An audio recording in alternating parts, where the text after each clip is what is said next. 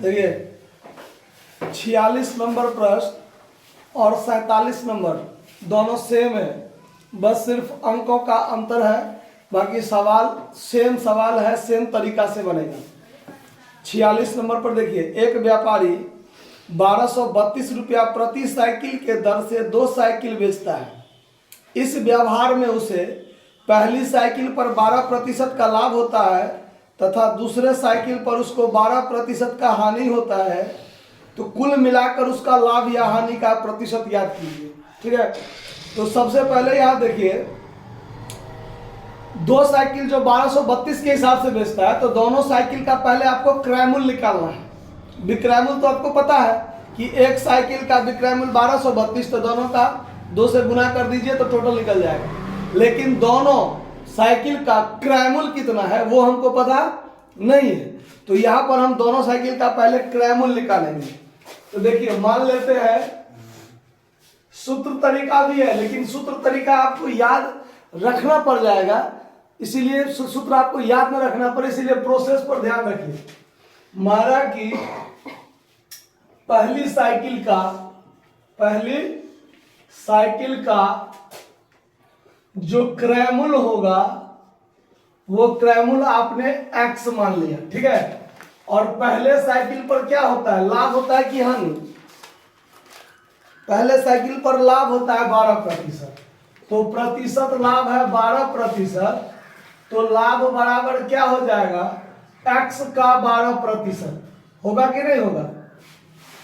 तो ये हो जाएगा 12x बट्टा 100।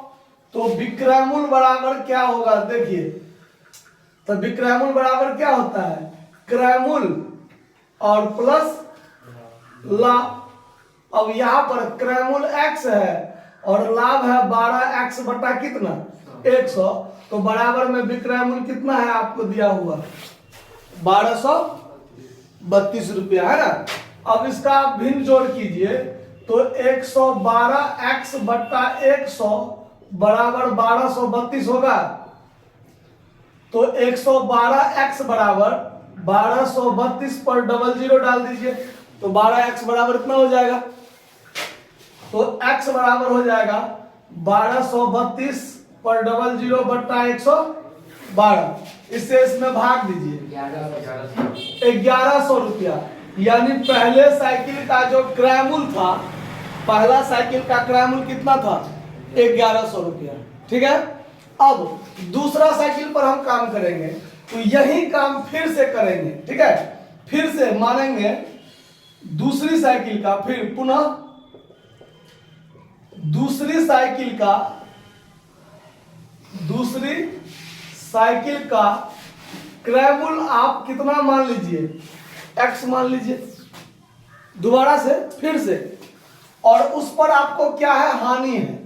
हानि कितना प्रतिशत है, 12%, तो हानि जो निकलेगा वास्तव में x का 12%, x का 12%, तो ये भी हो जाएगा 12x बटा कितना 100। तो अब यहां पर क्रय मूल्य में से हानि को घटाइए तो बराबर आपका क्या निकलेगा, विक्रय मूल्य निकलेगा। अब यहाँ पर क्रय मूल्य x है और हानि है आपका 12x बट्टा 100, तो फिर आपका विक्रय मूल्य कितना है 1232 रुपया। अब यहाँ पर कैलकुलेशन कीजिए तो 100 में से 12 जाएगा तो 88x बट्टा 100, ये भिन्न घटाव कर लिए हैं, बराबर में कितना 1232। फिर यहाँ पर आ जाइए 88x बराबर 1232 पर डबल जीरो फिर से होगा, तो x बराबर क्या हो जाएगा 1232 पर डबल जीरो बटा में 88। अब इसे इसमें भाग दीजिए तो x बराबर कितना निकला 1400। अब देखिए एक पहले साइकिल का जो आपका क्रय मूल्य था 1100 रुपया, दूसरे साइकिल का क्रय मूल्य कितना निकला 1400। तो अब यहां पर आप पहले कुल पर काम कर लीजिए, कुल क्रय मूल्य, तो कुल क्रय मूल्य हो गया 1100 प्लस 1400 मिला के कितना 2500। फिर निकालिए कुल विक्रय मूल्य, तो 1232 में एगो साइकिल तो दूसरों भी साइकिल 1232 में, यानी कि 2464 रुपया, 2464। तो क्रयमूल्य ज्यादा विक्रयमूल्य कम, तो क्या हुआ ये हानि। तो हानि हुआ, तो हानि बराबर क्या हो जाता है, क्रयमूल्य माइनस विक्रयमूल्य। तो क्रयमूल्य माइनस विक्रयमूल्य, तो बराबर हानि क्या रुपया निकला, 36 रुपया। अब प्रतिशत हानि जब निकालिएगा तो हानि गुने 100 और बट्टा में क्रयमूल्य होगा कि नहीं। 00 से 00 काट दीजिए, अब ये कटने वाला है नहीं, तो 36 से 25 में भाग दीजिए, मतलब 36 में 25 से भाग दीजिए 1.44। तो 1.44 प्रतिशत का क्या हुआ, उसको हानि हो गया।